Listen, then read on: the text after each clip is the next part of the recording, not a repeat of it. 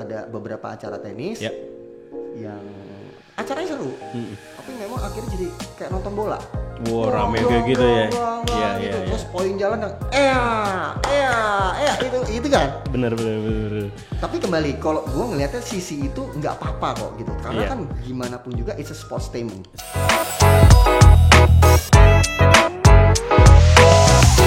Halo Nalar People, balik lagi dengan gue Ray, host Nalar Bicara. Kali ini gue kedatangan salah satu temen gue juga yang berkecimpung di dunia sportstainment. Ini pelatih coach nomor 1 di Jakarta saat ini nih. Ya nomor 1 sih. Dan nomor 1 jangan gitu. Murid-muridnya itu berkisar dari anak-anak sampai dengan artis-artis papan atas di ibu kota. Jadi please welcome everyone, Kale. Hey. Bro, thank you loh udah datang ke podcast gua hari ini. I know it's bit terlalu pagi kayaknya ya. Buat gue ya. Enggak, sebenarnya gue orang pagi juga. Oh, lo orang pagi juga. Kemarin malam abis main sampai malam. I see. Jadi ngelatih terus nih ya. Enggak juga sebenarnya. Sampai malam nih ngelatih tenis kan? Enggak ya, kemarin ngelatih tuh sore sampai jam 8-an. Abis itu tuh gue bangun ada juga social tennis juga gitu. Oh, social tennis. Jadi ngumpul-ngumpul lah, networking gitu loh. Oke. Ya, itu sih sebenarnya yang pengen gue bahas hari ini. Gue interested banget karena gue ngelihat lu, of course di Instagram lu ini banget ya, aktif banget kan, main tenis gitu, ngajarin orang gitu. Gue bilang wah gila tenis. Lucu juga nih, gue bilang kalau misalnya gue angkat karena kan ada perpaduan antara tenis, bisnis dan passion lu juga gitu di situ ya. Nah, ceritain dong awal-awal mulanya lu mulai main tenis, lu udah main tenis dari kecil kali ya? Oh iya, gue main tenis mungkin dari SD kali ya. Lupa gue mungkin umur 6 tahun, 7 tahun. Buset, udah berapa tahun yang lalu tuh berarti? Udah 10 tahun yang lalu. Saya masih 17 sekarang. Oke. Jadi dari umur 6 sampai 7 berarti di direct sama orang tua lu? Iya, orang tua kebetulan passionnya di tenis. And then kemarin ini sempat ikutan di sekolah, bukan sekolah tenis ya, sempat ikutan private tenis apa segala macam. And then ya sempat ambisius juga lah, intinya ikutan pertandingan gitu-gitu dan segala macam. Oh, jadi lu udah mulai kayak ngikutan turnamen kayak gitu dari? Oh, udah dari umur 8 tahun. Wow. 8 tahun sampai kurang lebih 18, 20 itu gue masih aktif. Ya. And then pokoknya kuliah tuh gue cedera yang mengakibatkan gue nggak boleh main tenis lagi. Intinya gitu, kata dokter kan, kalau dokter bilang gitu. Professionally ya. gitu maksudnya, Katanya, kompetitif gitu ya? Iya, katanya lu nggak boleh kontak sport yang terlalu berat apa segala macem gitu loh. Okay. Cuman abis dari situ, ya ini makanya asal mulanya lagi gitu. Nggak tahu gimana pokoknya pas awal-awal pandemi gitu lah ya. Kan awal pandemi kita semua kan capek. Di rumah terus iya, kayak gitu kan? ya, bosan di rumah gitu. Terus apa segala macam, terus banyak lah orang-orang mulai coba nyari bisnis rumahan and all that segala macam gitu ya. Di saat itu bosan di rumah pengen olahraga. Benar. Dan waktu itu kayaknya yang olahraga yang non contact sports itu yang paling ini ya. Jadi kalau waktu cycling, benar, golf gitu ya. Waktu itu kalau nggak salah yang paling sempat keluar kayak mungkin survei lucu-lucuan gitu kali ya. Di Instagram gue ngeliat kalau olahraga paling safe di masa pandemi itu nomor 1 adalah golf, kedua adalah tenis, katanya sih gitu. Oke. Dan lu ngelihat itu ada di kayak bikin survei gitu ya? Iya, bukan gue yang bikin, gue ngelihat pokoknya nongol. Ya nggak mau nongol gitu ya. Gitu kan. And then gue sempat coba main golf. Ya. Terus terang gue nggak bisa, asli, gue nggak bisa. Terus nggak ngerti gitu, kayak kalaupun kata temen gue enggak lo bisa gitu, tapi gue nggak dapet nggak dapet enaknya, ngerti lo? Gitu ya, mungkin memang bukan buat gue aja gitu kan. Nah, abis itu oke lah coba main tenis. Nah, main tenis gue sama istri gue tuh waktu itu. Terus biasa istri gue kan sering banget ngasih makan Instagram kan, konten mulu gitu kan. Gitu kan. Ya udah, jadi posting gue main berdua sama bini gue. Tahu-tahu temennya dia ada yang nggak tahu lah nyaut di Instagram. Lu main tenis ya, lalala, gue ikutan dong gitu kan. Akhirnya minggu depannya ikutan, main bareng. Gitu. Oke. Setelah pas main bareng tuh nggak lama tuh tiba-tiba temennya ada tuh yang kayak let caranya forehand begini gimana, caranya backhand gimana, gitu kan. langsung Langsung ada. jiwa dagang gue bergejolak kan tuh.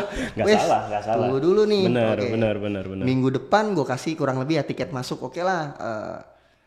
Kita main lagi tapi lu yang bayar lapangan ya, gue ngajarin. Oke. Jadi dikit-dikit dulu tuh. Kayak gitu, benar-benar mulainya ya. Iya. Mulai dibisnisin Mulai gitu ya. begitu. Akhirnya kok temennya ngajak temennya, Iya, temennya lagi ada ngajak traction temennya. gitu ya. Wah, Iya lah kayak oke. ya udah akhirnya coba diseriusin Dan lah. ini sebenarnya berarti bisnis yang muncul pada saat pandemi. Iya. Itu satu. Dan lu baru mulai main lagi setelah udah lama vakum gitu jadinya. Iya 15 tahun lah. 15 tahun 15 vakum tahun. terus baru mulai lagi pas masa pandemi gitu. Bener baru mulai lagi bener. Jadi udah mulai main lagi, lu mulai ngerasain lagi enaknya. Gua Ditambah, belum. Gue baru mulai dapat lagi enaknya itu baru lah 3 bulan 4 bulan lalu. Iya. Beneran baru. Selama yang ke belakang ini lebih banyak ya networkingnya aja. Tapi Iya. dapat lagi enaknya main tenis tuh baru ini 3 bulan 4 Tapi bulan sekarang lalu. udah mulai kekumpul, maksudnya kayak nih gue bisa main tenis. Orang mau bayar gua buat diajarin. Iya, itu kan Bisnisnya plus ada pointnya, plus pointnya. Bisnisnya ada Iya, kan. iya. Terus gue at the same time gue bisa bikin komunitas gitu ya. Iya bener. Oke. Tapi yang ngebedain tennis launcher dengan any other community, tennis community atau dengan coach lain apa sih sebenarnya yang ngebedain? Aduh, gue susah, gue takut digebukin komunitas lain bos. Enggak ya. Gitu. Enggak, oke. Jangan Iya, ngebedain iya, dengan iya. komunitas lain. Oke, tapi kalau misalnya lu tuh kenapa sih orang datang ke komunitasnya Tennis Launcher ini untuk main gitu? Oke, sebenarnya Apa karena dia pengen diajarin sama lu, pengen ketemu lu aja kayak gitu kan? Sebenarnya bohong gitu kan. Ya sebenarnya kalau gue lihat sih komunitas basically kan sama aja ya. Yang Yeah. paling penting kan apa activity-nya, apa facilities-nya, and then area networking-nya kayak apa Yeah. gitu sih kurang lebih gitu. Komunitas kita pun bisa dibilang udah besar juga belum. Cuman emang menuju ke sana udah mulai ada mungkin bahasa kita partisipan yang menjadi member yang rutin. Oke. Jadi yang udah kayak pokoknya kita tuh kayak contoh nih, makanya nih gue bangun pagi agak susah karena main kemarin sampai malam gitu. Oke. Jadi kemarin itu tuh kita booking 2 lapangan di Cinere. Kita punya 2 lapangan lah Yep. di Cinere. Ya. Dari jam 4 sampai jam 10 malam. Nah, 4 sampai 10 malam. Oke. jam 4, 6, 8 Ya. itu kelas. Oke. Jadi ada coaches kan karena 2 kelas ya, ada 1 coaches di sana, ada 1 Yep. coaches di sini. Ya. Nah, 8-10-nya itu kita ngundang partisipan dari kelas-kelas lain. Ada yang mungkin kelasnya di Pondok Indah, ada yang Oke. kelasnya di mana gitu kan. Jadi 2 jam terakhir kayak social class kayak gitu jadinya. Betul, 2 jam terakhir 2 lapangan. Gitu. Jadi ya mereka ngumpul. Nah, di Iya. situ mereka kan karena kan gini, kalau main tenis tuh kayak misalnya gue main sama lu terus nih. Iya. Oh, ya udah kebaca pukulannya Ray itu begini gitu kan. Iya. Tapi kan gue juga pengen dong main sama si itu, main sama itu. Jadi gue ketemu perbedaan pukulannya dia gitu loh. Itu oke. dia sebenarnya. Berarti at the same time itu juga social class itu selain lu network dengan orang-orang yang biasanya lu nggak main, tapi at the same time juga lu bisa praktis dengan orang yang biasanya lu nggak lawan gitu ya. Benar Oke. kayak gitu. Terus kadang-kadang suka ada konsep kayak misalnya partisipan gua gitu Iya, ya. iya. Partisipan gua sama gua lawan partisipannya siapa nih sama coachnya dia Oke. gitu. Jadi kayak kayak Semi tanding gitu jadinya. Iya, tapi yang ambisi yang ambi tuh jadinya coachesnya. Iya, iya, Wah, ini gua nih. Lu Gitu. mukulnya yang bener dong. Iya, ya akhirnya partisipannya cuma ketawa-ketawa doang, jadi kan gitu. Tapi ya lu bisa share story nggak sih tentang kayak ada nih coach ada anak murid lu yang tadinya tuh waduh gila pukulannya parah banget, dia nggak bisa kayaknya emang dari sisi nggak jarang olahraga kayak gitu tiba-tiba jadi jago kayak gitu. Ada. Itu gua nggak tahu ya, gitu sering banget gua angkat cerita kayak gua megang dari nol, dari bener-bener Nggak bisa mukul sama sekali gitu. Jadi Bener. kayak forehand backhandnya udah pasti bener-bener di awal tuh masih latihannya belum pakai raket, masih belajar bouncing bola dulu. Lama deh itu awal-awal. Oke. Itu kurang lebih mereka berangkat berempat. And then yang satu jarang masuk, lama-lama jadi bertiga, Yeah. ntar gitu kan. Nah, ini kurang lebih 7 bulan lah. 6-7 bulan gitu ya. Tapi kan karena dia rutin dan mereka mau belajar. Iya. Jadi sekarang tuh udah bisa dilepas sendiri. Oke, dilepas sendiri maksudnya kayak tanpa coach atau? Ya sebenarnya kalau gini, makanya kenapa namanya tenis launcher? Karena kita sebenarnya nggak pengen mereka lama-lama sama kita. Oke. Sebenarnya maksudnya nggak pengen lama-lama belajar sama kita gitu, karena udah lo 4-5 bulan belajar dari basic ke sampai bisa, habis itu lo launch aja. Kita pengen nge-launch mereka gitu. Lo main sendiri karena social tennis yang kita bikin itu banyak di mana-mana dan it's a good networking di situ. Benar. Jadi masa iya lo mau main di social itu lo ngajak coach lo mulu kan? Iya benar sih. Gitu kan. Benar sih. Gitu, Iya. Jadi ini orang dari yang benar-benar nol setelah 7 bulan 8 bulan dia jago gitu. Iya, bukan jago lah, cuman intinya udah bisa dilepas main sendiri. Udah dilepas main sendiri. Iya, gitu ya. Karena ya udah buat kita kan ya awal-awal kan belajar bounce bola, and then kita pakai tangan ngedrop ball, and then kita lempar, udah bisa kita pakai raket. Udah bisa, udah nggak ngefit lagi, udah bisa jadinya rally, pukul-pukulan, tok terus gitu ya. Nah, kalau udah bisa, kita tuh kadang-kadang ada program namanya class meeting. Class meeting. Jadi ada partisipan dari kelas lain, kita ketemuin lawan ini. Jadi untuk kayak secara nggak langsung untuk selalu ngukur, gue di mana sih? Bener. Gue di mana sih? Nah, gitu. nanti coachesnya itu yang biasa tapi masih dia tahu levelnya. Dan kurang lebih nih mainnya kayak gini, ini kita temuin. Gitu. Jadi nggak bakalan yang terlalu jomplang banget. Enggak. Gitu. Jadi mereka udah dapat bahasanya teman sparring lah. Gitu. Iya. Gitu. Enak sih kalau udah ketemu teman sparring. Jadi gue waktu itu pernah main tapi orang itu jago banget. Iya. Jadi kayak yang dianya kayak tok ya elah gue udah kasihan di dianya juga kan. Iya. Jadi kalau misalnya pertanyaan gue sebenarnya ya, kalau misalnya gue ngikut tenis launcher ya kira-kira gue bisa main kayak Nadal berapa lama bro? Oh bisa, lo kayak bukan Rafael Nadal, radio dalam bisa lo. Spesialis tanah kusir dan sekitarnya. Boleh. Boleh bisa. Jadi gue nggak dijawab kayaknya karena Khaled udah tahu kemampuan gue kayaknya udah nggak bisa nih orang nih kayaknya nih. udah give aja. Led, lu ngerjain tenis launcher ini kan berbarengan dengan salah satu bisnis lo yang lain kan, Akaraya, which is creative agency gitu. Lu gimana sih cara bisa ngebagi waktu antara lu nge-coach, ngegedein bisnisnya tenis launcher, at the same time lo juga nge-lead Akaraya juga gitu into a business gitu kan. Gimana sih lu cara ngebagi waktunya? Ngebaginya ya gimana ya? Kalau gue ngeliat ngebagi yang kita sadarin dalam satu hari itu 24 jam dah. Dan nggak bakal lebih, nggak bakal kurang intinya. Tinggal gimana prioritas kita sih kalau menurut gue ya gitu ya. Menurut gue tuh orang yang tipenya doyan ngulik ngebangun. Tapi untuk ngejalanin gue mungkin kasih orang lain gitu. Iya mungkin nggak apa ya namanya nggak telaten gitu. Iya. Jadi gue biasanya senang banget gue ngulik untuk ngebangun, makanya tenis launcher ini di awal pas ngebangun tuh gue kayaknya bisa 25 jam per hari ada mainan baru nih gue nih kan? Nah, tapi nanti once udah ke build itu biasanya gue coba cari rekan, cari tim yang partner gitu ya untuk yang bisa ngeran. Yes begitu. Nah kebetulan memang di Akaraya agensi kreatif ini udah berjalan 12 tahun. Kebetulan I see. Kebetulan juru kuncinya udah ketemu siapa. Kita semua kenal siapa. Kita nggak perlu sebut nama lah ya. Udah ada juru kuncinya. Wah itu the best juru kuncinya. Itu maksudnya itu cukup megangin lah gitu ya. Tapi bukan berarti kayak gue juga nggak datang gitu loh. Cuman artinya ada mata dan ada tenaga tambahan di situ yang ngurusin daily basis and operational sih basically. Orangnya katanya cukup galak juga ya. Jadi galak bro. Kebalik bro, bukan dia minta cuti ke gua, gua harus kalau mau cuti minta izin ke dia. Mesti hormat. Nggak bisa. Kebalik. cuman dia doang tuh. Dia doang ya. Oke. Kok nggak pernah ke kantor sih pak? Iya.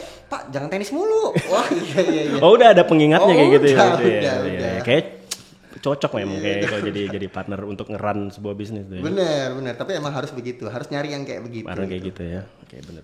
Oke jadi intinya itu harus ada dapat partner operasional yang benar-benar bisa dipercaya untuk ngeran ininya gitu ya. Yang paling penting dia tuh juga bisa mentranslate apa.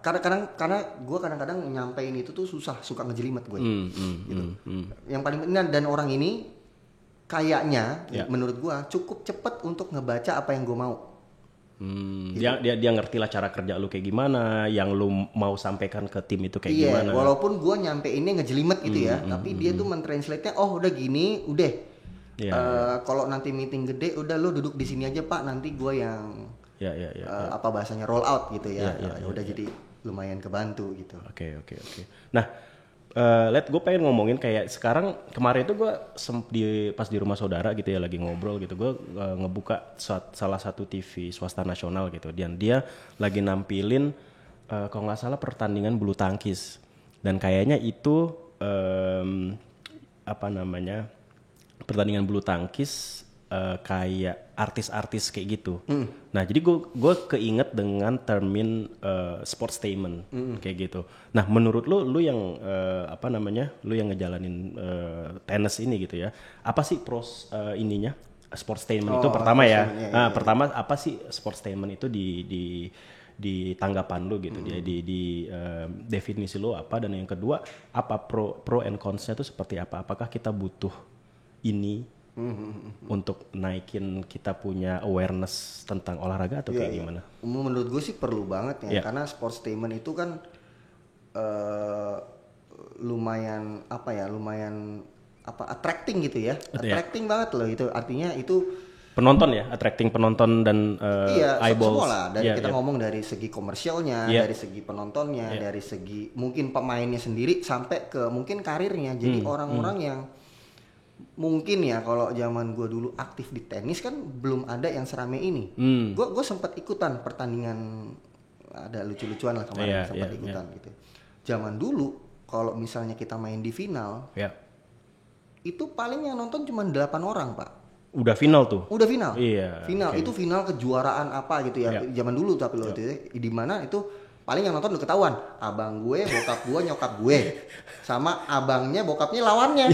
Itu aja paling. Udah keluarga doang ya gitu ya yang nonton ya. Iya, benar. Nah, sekarang di babak pertama aja udah bisa hampir 50 orang. Iya. Jadi sebenarnya itu yang narik semangat mungkin generasi yang baru ini untuk ya udah main tenis jadi lebih pemainnya jadi ada keinginan untuk jadi lebih baik kayak gitu ya. Benar gitu ya. Dan itu menurut gua bagus banget impact-nya. Nah, prosnya menurut gua ya jadi akhirnya memperkenalkan tadi gua bilang lah ya, prosnya itu akhirnya jadi memperkenalkan olahraga ini apapun itu ya dari angle yang berbeda gitu. Dan ini jadi numbuhin minatnya lagi. Oke. Ya minat orang-orangnya lagi gitu ya. Untuk nonton atau untuk mainnya lagi gitu ya. Iya. Walaupun kalau mungkin gua ngomong konsnya ya. Walaupun konsnya itu sebenarnya kadang jadi sedikit keluar dari apa sebutannya, dari gua nggak bilang rules ya, tapi dari kaidah-kaidah yang berlaku. Iya. Gua ngomong begitu. Gua ambil contoh mungkin gua nggak ngerti bulu tangkis misalnya, gue mungkin ngerti tenis. Oke. Tenis ini kalau kita tahu kita nonton itu tuh harus hening. Contoh tuh. Kalau nonton tenis tuh hening. Ya kan? Nah sekarang kan lagi ada Australian Open. Lo lihat aja tuh nonton pasti nggak ada suaranya. Kalaupun ada suaranya, wasit itu akan marahin penonton tuh biasanya. Iya, nggak dimarahin juga sih. Pusat kamu gitu ya. Nggak gitu juga. Paling cuma diingetin kayak quiet please and all that apa segala macam gitu loh. Cuman bahkan mau ke WC aja itu lo harus in between game. Ada tata caranya. Ada tata caranya lah gitu loh. Nah sekarang dengan ada sportstainment ini terus terang itu yang agak bergeser. Kayak kemarin mungkin ya kita lihat ada beberapa acara tenis yang acaranya seru, tapi memang akhirnya jadi kayak nonton bola. Rame kayak gitu ya. Iya. Terus poin jalan dan itu kan. Bener. Tapi kembali kalau gue ngelihatnya sisi itu nggak apa-apa kok gitu. Karena kan gimana pun juga it's a sportstainment. Gitu ya. Oke. Dan udah di mention juga di awal kayak gitu ya. Ini sportstainment bukan kayak Australian Open atau Wimbledon Open gitu. Dan toh ya, dari yang kemarin ada segala macam itu kan juga sepengetahuan gue ya didampingi sama yang memang expert memang pemain nasional tenis zaman dulu apa gitu-gitunya memang ada gitu. Jadi memang seperti itu gitu. Cuman emang realnya kalau misal kita ngomong pertandingan benar gitu ya, itu nggak seperti itulah. Ya. Tapi I think menurut gue di antara itu lebih banyak prosnya ya kalau misalnya kita bisa bilang ya. Karena kayak kultur kita itu kan masih belum kultur olahraga ya gue ngomongnya. Nggak bisa disamain dengan kultur di Amerika gitu. For example. Jadi kayak di Amerika itu lu udah bisa nyari apa ya, bener-bener jadiin tenis itu sebagai karir lu. Jadi pemain tenis itu jadi karir lu kan. Jadi mungkin gue ngelihatnya dari sisi prosnya sih itu bisa ngubah kultur kita nih jadi wah benar itu serius nih benar gitu ya kan. Itu makanya itu menurut gua dengan adanya konsep sports payment yang sekarang sedang berjalan ini gua rasa itu yang akan timbul tuh ke arah situ. Satu selain minatnya makanya gua bilang tadi komersialnya mungkin harus sejalan juga secara gitu. Apa namanya mengelola bibit-bibit yang baru mau tumbuh ini tuh jadi ada semangat gitu ya. Iya gitu loh gitu. Nah, tapi selain dari kita ngomongin kultur olahraga di Indonesia ya kan. Ya, to be frank mungkin kita bisa bilang hari ini definitely jauh lebih bagus daripada zaman lu dulu waktu kuliah atau pas SMA kan. Kayak sekarang udah mulai lebih proper lah diurusnya gitu kan. Lebih lebih ada channel-channelnya lah dia mau kemana kayak gitu kan. Nah, gimana sih kalau menurut lu cara kita ke depannya untuk ngebangun kultur olahraga ini supaya kita bisa sama nih dengan kultur olahraga di US gitu kan. Kayak pemain basket di US. Mereka kan earn lumayan gede ya. Iya. Tapi itu juga karena didukung dengan komersial banyak iklan, banyak game bisa tiap hari kayak gitu kan. Nah, menurut hemat lu tuh apa sih yang bisa dilakukan di Indonesia ini supaya kita punya kultur olahraga yang kayak di Amerika gitu? Oke, ya mungkin nomor satu ya kayak ya kembali tadi ya dengan adanya sports team yang baru itu tentunya ngebangkitin minat itu salah satunya ya. Itu menurut gua itu impact yang paling besar di situ. Jadi dengan adanya ini kita juga jadi kayak, karena ini konsep baru dan menurut gue itu keren banget gitu loh ya. Terlepas tadi ada konsepnya, tapi menurut gue kontranya itu sangat kecil sekali dengan karena kan emang sportainment nggak apa-apa banget gitu kan. Gitu. Nah cuman emang dari ini semua untuk ngebangun culture-nya karena ini minatnya sudah ada, yang paling penting apa sebutannya playersnya sendiri, bukan player tenisnya, players di industrinya itu sendiri mindsetnya seperti apa. I know ini namanya olahraga pasti ada kompetitif game segala macam, tapi nggak tahu mungkin gua doang kali, gua nggak tahu. Gua berpandangan pada saat membangun sesuatu atau mungkin kayak bikin bisnis, bikin komunitas atau segala macam, mungkin mindsetnya dirubah, jangan mindset kompetitifnya. Menurut gua loh, mindsetnya dibangun sebagai mindset kolaboratif. Karena inilah yang akan membangun ekosistemnya dan segala macam gitu. Karena kompetisi hari ini tuh bukan kayak gua revenue-nya sekian, lu revenue-nya sekian. Gua membernya sekian, lu member, bukan. Tapi kompetitifnya kayak, gua udah kerja sama nih sama si ini. Lu udah belum kerja sama si itu? Atau kapan nih kita kerja sama bareng gitu. Karena like adding value dari apa yang misalnya gua punya sama lu punya, itu lu nggak kebayang bakal bring value sama services atau facilities apa kepada environment-nya kan gitu. Tapi lu kan punya 2 anak cowok nih ya. Iya. Gue yakin lu pasti ada nggak sih lu ngarahin mereka untuk jadi pemain tenis gitu? Ada kan? Ada. Berarti kan lu pemikirannya udah berbeda dong dengan mungkin bukan orang tua lu ya. Tapi kalau gue cerita dari orang tua gue sendiri ya mereka menganggapnya ya sports itu hanya sebagai hobi gitu. Nah sekarang pemikiran lu sebagai orang tua yang punya 2 anak cowok dan lu memang ngarahin mereka untuk main tenis nih sekarang nih. Apa sih peranannya orang tua untuk ngebangun kultur olahraga? Perannya. Oke. Kalau nggak mungkin gue goalsnya dulu objektifnya kenapa ya? Objektifnya kenapa anak-anak gue masukin olahraga? Karena gue berangkat dari yang pribadi. Gue tuh terus terang terjaga dari yang aneh-aneh pada masanya itu. Oke. Itu karena olahraga.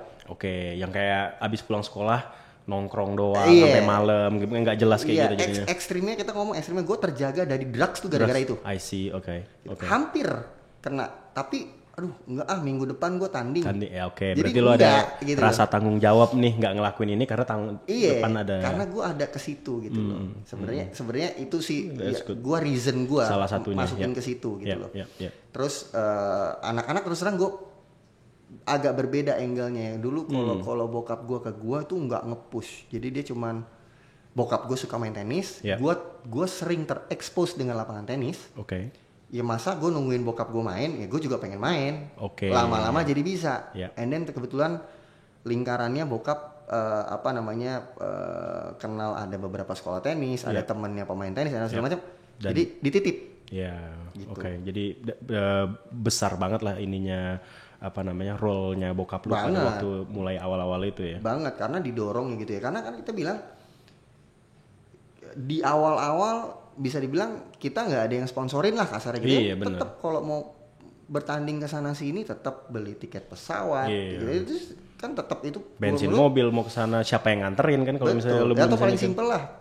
Nganterin latihan sebelum sekolah itu kan juga effort gitu kan. Bener sih. Jadi orang tua memang bermain very significant role ya di situ ya. Banget. Iya sih, benar-benar. Cuman emang pesan gue mungkin jangan dipaksain kayak gue nih, anak gue tuh umur kemarin ini kapan tuh waktu umur 5 tahun itu gue push untuk bisa main tenis. Mereka udah seneng masuk ke lapangan.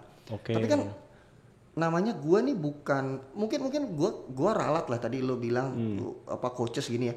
Gue mungkin mengakui gue bukan coaches. Gue mengakui, gue bukan. Gue cuman dulu bekas pemain yang aktif dulu. Sekarang ya gue berbagi ilmu aja. Terserah orang mau manggil.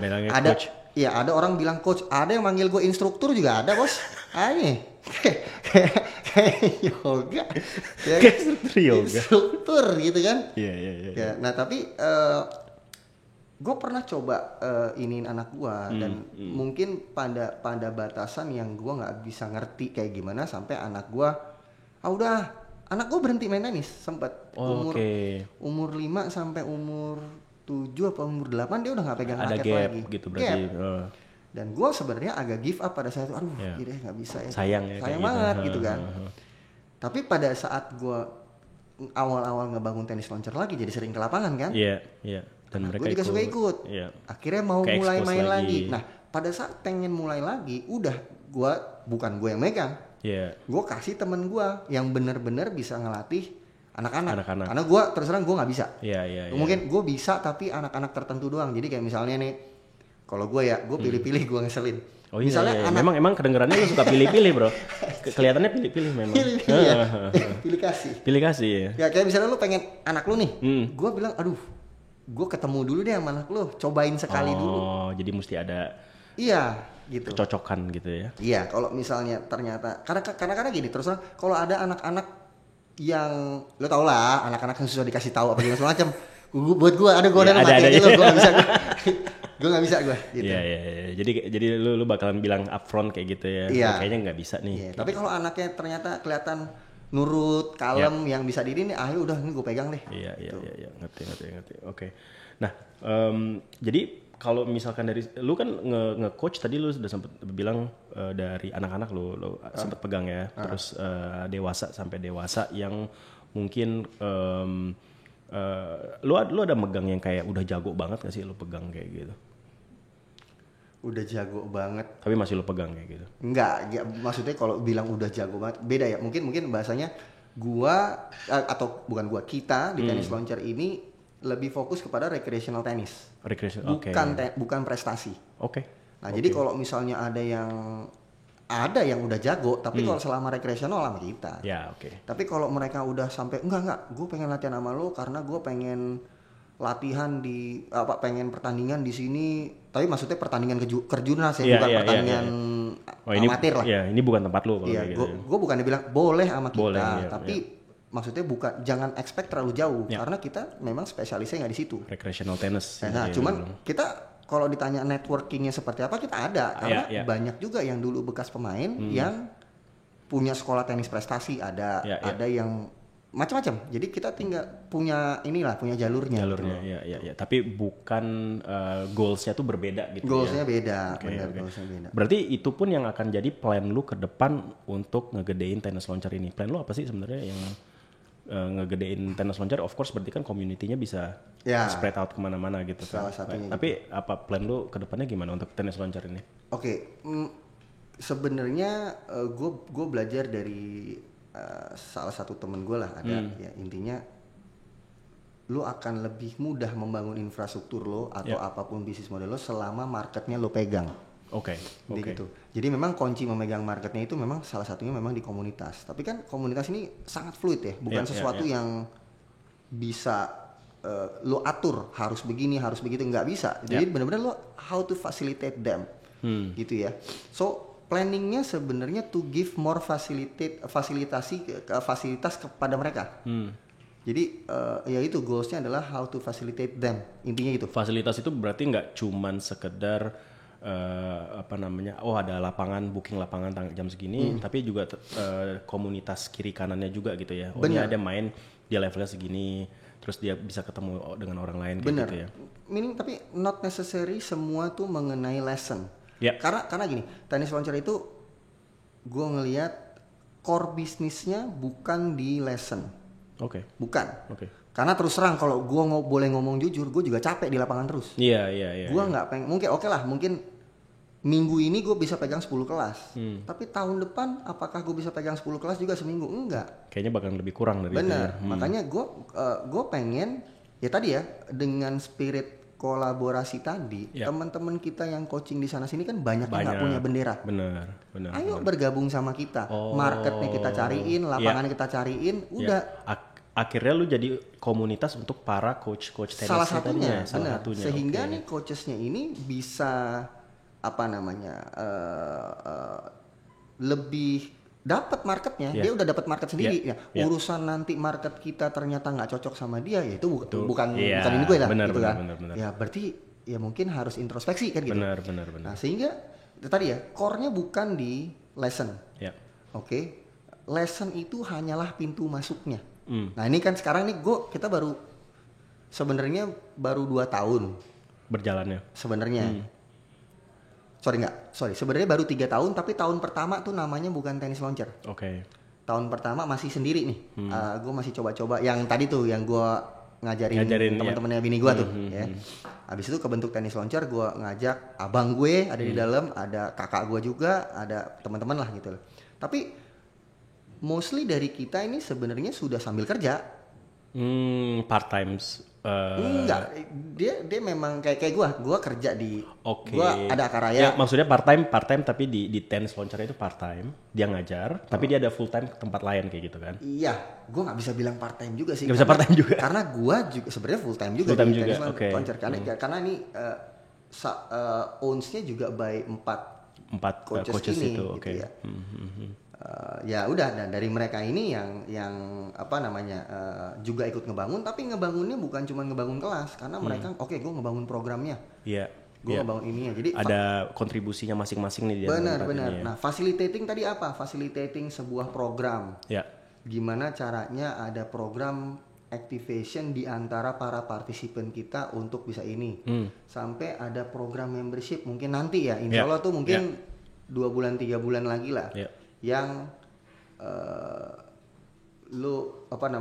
membership yang bisa mendapatkan privilege di tempat-tempat yang ada kaitannya sama tenis, misalnya gitu. Nah lessonnya tetap ada, tapi kita kalau lo genjot gue jadi 100 kelas per minggu mah gue tipes besok ya. Jangan gitu. Udah kejadian banyak soalnya. Udah kejadian. Gitu. Nggak sustain lah kalau kita harus gitu. Jadi emang kuncinya itu emang harus ngebuka komunitasnya untuk para coaches di luar sana itu gitu juga. Ya. Terus ngegedein mungkin lokasinya juga mungkin kali ya. Pasti. Betul. Dan nyari lapangan tuh sekarang susah banget. Susah banget. Iya, gitu. Kayaknya gue tiap kali dulu gue juga main tenis by the way dulu. Cuman kayak dapetin lapangan yang jamnya enak tuh susah. Bener gak sih? Kalau dulu sebenarnya lebih gampang. Sekarang susah. Gue dulu tuh mungkin 5 tahun yang lalu kali ya. Itu itu udah mulai susah. Udah mulai susah ya. Ini kayak jam 6 sampai jam 10 pagi di weekend itu udah Oh, udah fully Forget book. it. Kalau nggak jam 3 sampai jam 6 sore itu juga udah fully book semua. Jadi kayak lu mesti main kayak either siang-siangan banget atau malam banget sekalian kayak gitu. Gosong kan jam segitu mau jadi apaan Dan gitu kayaknya kan. gue juga mesti kerja juga kan kalau Senin sampai Iya, Jumat iya, kan. benar, Gila, benar. berat ya. Nah, tadi lu udah sempet touch ya tentang cara lu emang udah main tenis dari kecil. Terus baru mulai lagi pas lagi pandemi karena iseng-iseng gitu kan. Tapi kayaknya yang setelah gua ngobrol sama lu lagi tuh kayaknya ini udah mulai passion lu slash bisnis. Iya. Gitu kan. Yang bisa gue bilang kayaknya itu lebih kayak lu nggak ada plan sama sekali kan sebenarnya, kayak kerja ini passion plus bisnis tuh kayak nggak ada rencana ya sebenarnya. Enggak. Tapi lu bener-bener menurut gua apa ya, kayak mungkin hoki kali ya. Ya ada Bisa juga ada faktor bikin ada faktor bisnis kayak kan gitu. pasti ada faktor. Karena kan kalau hoki menurut gua juga. kalau lu bikin bisnis lu nggak suka dengan bisnis lu, ya lu nggak bakalan bertahan lama kan. Iya, benar. Nah, lu ada ini nggak sih, ada kayak bisa ngasih masukan nggak sih untuk yang mungkin yang lagi dengerin sekarang gitu? Apa sih yang kita bisa lakukan gitu? Lu mesti pas kerja ya, pas lu udah mulai kerja gitu, lu nyari duit dulu atau lu kerja berdasarkan passion? Kalau ini kan lu ya gua sama lu hoki lah gitu. Kita nemuin yang kita suka dan bisa bikin duit gitu ya. Iya. Tapi kalau menurut lu which comes first? Karena kan nggak semua orang bisa nemuin di waktu yang ya kalau di kata buku-buku bijak katanya kan asik buku-buku bijak. Iniin passion dulu katanya. Cuman Tapi kan kalau gini, duitnya nggak ada rada susah kan? makanya challenge-nya kan di situ. Kadang-kadang gue ngejalanin passion mulu apa segala macam, and then tapi nggak ada income-nya, dan gimana gitu ya. Tapi gini, menurut gue itu dua hal yang berbeda sih, karena duitnya itu as an outcome menurut gue. Right. Okay. Tapi passion itu adalah how to-nya lo jalanin. Jadi sebenarnya terserah lo sekarang mungkin ada kerjaan yang lo nggak suka, mungkin lo lagi ngerjain kerjaan yang lo nggak suka. Yeah. Tapi kan pasti lo kan punya spare time untuk melakukan sesuatu. And you're good at it misalnya lo jago nyanyi misalnya, dan lo nyanyi, daripada lo nyanyi terus di kamar mandi suara lo bagus, lo mungkin gue ada waktu kosong nih, mungkin gue bikin demo kali hari ya, mungkin gitu terus kali lo upload ke YouTube upload itu kan basically itu pekerjaan yang sebenarnya dia tidak anggap kerja pada saat itu. Dia gue passion, gue nyoba, gue passion, ternyata nyangkut itu kan lama-lama tunggu dulu nih, passion gue jadi duit nih. Gitu kan. Agak mirip-mirip, makanya gue juga sebenarnya nggak ada intention pada saat itu untuk kita langsung ngebisnisin kayak gitu ya. Bener. Karena kan gue bilang gue nge-charge pertama kali itu cuman waduh capek banget gue yang bayar lapangan, gue yang beli bola, gue ngajarin lu lagi. Iya. Gimana kalau misalnya kita switch sedikit gitu? Gue switch, at least udah deh gue datang, gue ngajarin lu, tapi lu yang bayar lapangannya, lu gak usah bayar gue. Iya. Gitu. Oke. Tapi salahnya ternyata dia bawa temen. Karena dia bawa temen, gue bilang ya lo masa bawa temen gitu, gue kasih duitnya gitu kan. Itu mulainya bisnisnya. Iya, akhirnya gitu. Iya. Oke. Kayak gue waktu itu juga sempet kejadian juga sih di gue, kayak gue suka main gitar, tapi gue nggak jago.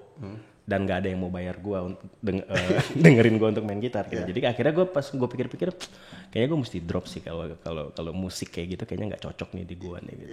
Ya ada beda sih menurut gue. Lo ada ngelihat lo kayak itu passion atau hobi, mungkin sedikit slash lah ya. Kalau mungkin awalnya dari hobi, kalau jadi duit you call it passion. Kan kalau nggak jadi berarti duit, ini masih hobi ya. Kalau misalnya gue yang gitar belum masih jadi duit. Jadi hobi malah spend duit terus, Pak. Iya benar maksudnya. Ngeliatin Instagram istrinya gitar hobagus, wah gila. Iya, hobi tuh mahal loh. Bener. Gitu, apalagi kalau dengar teman-teman gue yang hobinya main golf, buset tuh mahal banget golf. Gitu. Nah tapi hobi itu menurut gue, tapi kan aimnya lain ya. Kalau hobi itu kan aimnya lebih lu untuk ngebersihin stres lo gitu loh. Lo lagi hektik di kantor apa semuanya. Karena gue pun begitu, kayak contoh ya, gue setelah tahun baru gue ada kelas. Ternyata si partisipan ini kaget, kayak lihat lu ngambil kelas juga, ternyata gue kelas apa nih, sorry? Maksudnya gue ngambil kelas, gue ngajar. Oh ngajar, oke. Karena banyak yang libur. Ternyata dia ngambil sama gue nih, lihat lu ternyata ngambil ini. Iya. Karena gue nggak ngelihat itu sebagai kerja. I see. Gitu, gue ngelihat ini. Makanya lo happy ngerjain itu pas lagi weekends ataupun pas lagi hari libur gitu. Iya, makanya nggak masalah gitu, karena maksud gue ya, tapi juga jangan capek-capek banget lah. Iya. Cuman pada saat gue ngerjain kemarin di tanggal merah apa dan segala macem, gue terus terang gue nggak ngerasa kayak kerja. Iya. Gitu, sehingga itu yang mungkin gue malah ngerasanya kayak, aduh gue lagi agak hektik nih di kantor, gue butuh tenis. Jadi sebenarnya apa? Gue menang banyak. Iya. Gue dapat obat stres gue. Iya. Gue dapat networking baru. Ya alhamdulillah dapat cuan tambahan kan gitu. Iya, benar.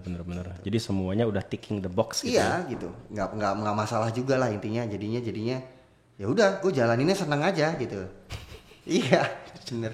Iya sih. Itu udah kombinasi yang paling pas banget kalau misalnya lu udah bisa nemuin ini, wah ya udah. Bener. Tapi memang challenge-nya saat ini challenge-nya adalah gimana caranya supaya mungkin kalau kita ngomong tenis launcher ini tidak bergantung terus sama kelas. Intinya itu. Karena kembali ya, kita makin hari makin bertambah usianya kan. Ya makanya gue bilang tadi, minggu ini gue bisa pegang 10. Minggu depan belum tentu gue bisa pegang 10. Iya. Karena kan gue capek, makin capek gitu. Belum lagi ada fase tipesnya kayak gitu. Iya, tipesnya apa segala macamnya gitu kan. Gitu. Iya. Oke. So what's next nih kira-kira yang bakalan di apa ya? Kayak kalau misalnya gua mau ngikut kelas lu kayak gitu, gua mesti kemana? Gua mesti kontak ke Tennis Launcher. Iya. Biasanya kalau lu tuh temen gue, lu ke gue. Nggak, gue mau lewat yang ininya. Iya, kita ada Instagramnya @tennislauncher. Oke, ya mungkin berangkatnya dari Instagram itu. Saat ini kita lagi develop website, tapi mungkin minggu depan jadi ya gitu ya Pak ya. Minggu depan jadi ya. Yang bikin di situ orangnya. Oh gitu. Pressure. Langsung kasih deadline. Tiba-tiba langsung minggu depan. depan. Jadi Pak, jadi. Ya mungkin sekitar sebulan. Jadi gue mesti nyari ini dulu ya, nyari apa? Gue milih coachnya dulu atau milih lokasinya dulu atau gue milih jadwalnya dulu? Ya ini gini. Kita nih lebih banyak fokus kepada private session. Oke. Ya. Kita ada 1 hour session and 2 hour session saat ini seperti itu. Nah, coaches kita ada 2 macam. Ada yang main coach, ada yang associate coach. Ya. Kalau gue lihat sebenarnya sih sama-sama aja sebenarnya. Cuman memang ada perbedaan pricing di sana. Gitu aja. Nah, untuk main coach biasanya yang main coach ini jadwalnya lebih banyak. Padat. Biasanya. Gitu. Yang associate coach ini lumayan inilah. Ada available ya. Tapi memang mesti diingat, mostly coaches kita itu sambil kerja. Ya. Gitu kayak gua bisa aja kayak lo mau kelas di sini jam segini gitu ya. Waduh, gak bisa, gua ada meeting. Ya bisa. Bahkan salah satu coaches kita pilot, ada juga. Wow, jadi kalau misalnya lagi terbang lagi udah. Wah, itu lebih jarang lagi tuh. Itu lebih jarang lagi. Itu dia bisa wah gue cuman 1 kali seminggu doang ngambilnya, bisa begitu gitu. Nah, tapi ya itu tadi ya. Kita nih hanya providing jasa ngajarnya doang. Of course equipmentnya kita bawa ya. Tapi biasanya kalau orang datang kita, oke, mau lesson dong. Ya, kita tanya sejam 2 jam. Kayak misalnya mau 2 jam sama siapa? Sama main coach atau associate coach? Karena di situ ngomongin harganya tuh. Benar. Kayak misalnya sama main coach baru nyari jadwal.